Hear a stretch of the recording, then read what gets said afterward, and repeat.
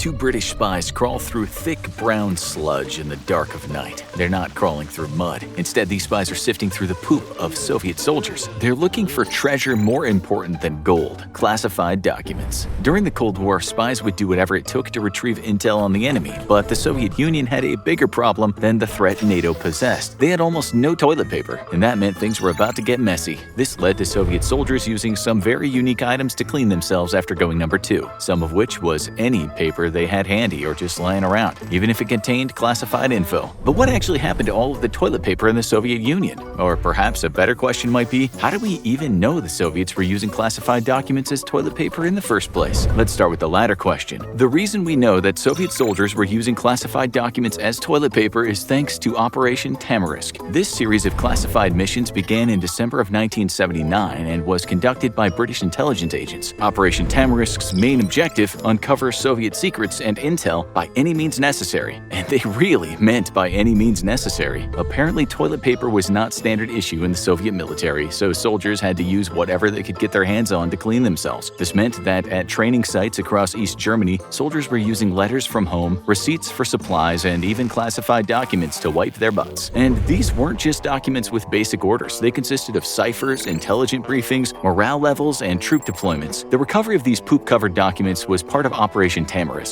Now, it's not entirely clear who the first British spy was to figure this out. Maybe it was by accident, or perhaps it was 007. We may never know. But eventually, it became common knowledge for British spies that the Soviets were not destroying classified documents, but were using them as toilet paper instead. Once the word spread through the spy community, the race was on to discover secrets that were covered in Soviet poop. British spies would wait until Soviet forces finished a training exercise and then sneak around the area to locate any human excrement they could find. They would sift through the poop, searching for discarded documents that were used as makeshift toilet paper. On one particular mission, spies waited until Soviet soldiers had abandoned a firing range before searching for intel. What they found were notebooks containing information on new materials and equipment that had just arrived in the area. In fact, once the papers were cleaned of poop, it was uncovered that they even contained serial numbers and manufacturing details. Operation Tamarisk was uncovering more information about the Soviet military than British intelligence could have ever hoped for. This was because of the lack of resources being devoted to everyday things like toilet paper within the Soviet Union, that soldiers weren't issued basic hygienic supplies. Therefore, they had to make do with what they had, even if what they were using contained classified info. On a different mission at an abandoned Soviet military encampment at Neustrelitz, British spies found an entire military log covered in feces. Once analyzed, it was discovered that the document contained information on the latest Russian tanks. More surprisingly, there was information on what the Soviets were working on as a successor to the current tanks. But the biggest shock of all,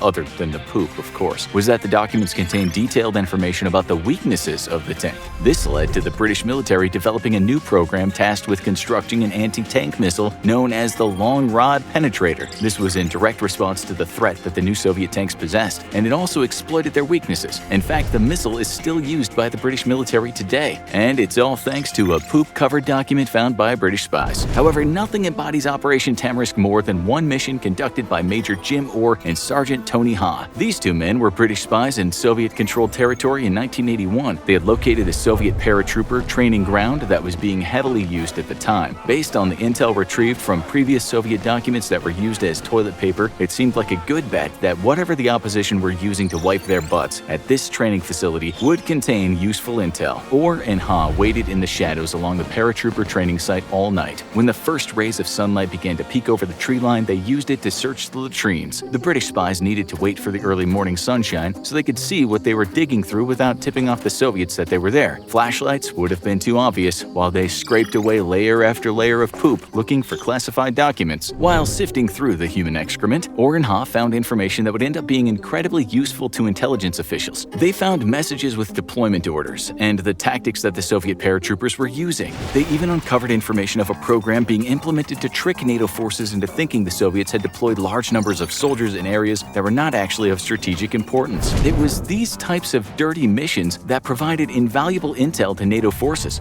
But this brings up an important point. If the Soviets had just provided toilet paper to their soldiers, then they wouldn't have had to use classified documents to wipe their butts. You may be wondering how British spies were even able to get into the Soviet Union in the first place. The answer is pretty crazy. At this time in the Cold War, an agreement was reached between NATO and the Soviet Union, who were occupying East and West Germany respectively. Each side allowed military liaison missions into the the area they control. This was originally set up as a gesture of goodwill between the two sides, but eventually it turned into an agreed-upon way to send spies into the opposition's territory. Operation Tamarisk started with British spies waiting outside of Soviet hospitals until the garbage was brought out for the night. When the coast was clear, the spies would dive into the trash bins looking for anything useful that might have been discarded by accident. What they stumbled upon was incredibly surprising. The Soviets were using military and classified documents as ways to clean up bodily fluids in hospitals. This got the British intelligence officers thinking that maybe these types of documents were being used for other hygienic purposes as well. It may be surprising to us now how parts of the Soviet Union lacked basic supplies, but during the Cold War, the communist regime had a lot of people living in their empire. This meant that it would take a lot of manpower and resources to provide Soviet citizens with the products they needed. But like most governments during the time, massive amounts of money and resources were being funneled into the military instead of to the average citizen. At some point, the British spies found out that it was not only hospitals that were reusing documents with sensitive information for hygienic purposes, but the soldiers in the Soviet military were doing the same thing as well. They just happened to be using them as toilet paper. This is what led to the numerous missions of Operation Tamarisk to recover the classified documents that the Soviets were using to wipe their butts. So, what was the real reason that the Soviet Union didn't provide their army or their people with toilet paper? During the Cold War, massive amounts of money were being used to build up the Soviet Union's military and to spread its influence around the world. Toilet paper, on the other hand, was not seen as a top priority for the leaders of the Communist Party. It wasn't that there was no toilet paper in the Soviet Union at all, but that it was in short supply and only accessible to the wealthy and powerful. In fact, the first toilet paper factory was not constructed in the Soviet Union until 1969. But even a decade later, toilet paper was not as widespread amongst the populace or in the military. Other than this commodity not being top priority for the Communist Party, there are a few other factors that led to toilet paper not being available to the general public or soldiers. First and foremost was greed. In a government system where everyone is supposed to be equal, there was and still is a large disparity between the people in power and the common citizen. This means that there was always toilet paper available to the wealthy and powerful. It just wasn't disseminated to the average Soviet citizen or soldier, which kind of defeats the purpose of communism when you think about it. When the government decided to finally ramp up production of toilet paper, it could not be created and distributed fast enough. Lines of hundreds of people would wait outside stores trying to buy the hygienic product. There were limits to how much they could buy, and the stock would run out fast. One citizen reported seeing people walk out of the store with rolls of toilet paper tied across their body like a sash. This made people extremely jealous as they passed by. It was greed,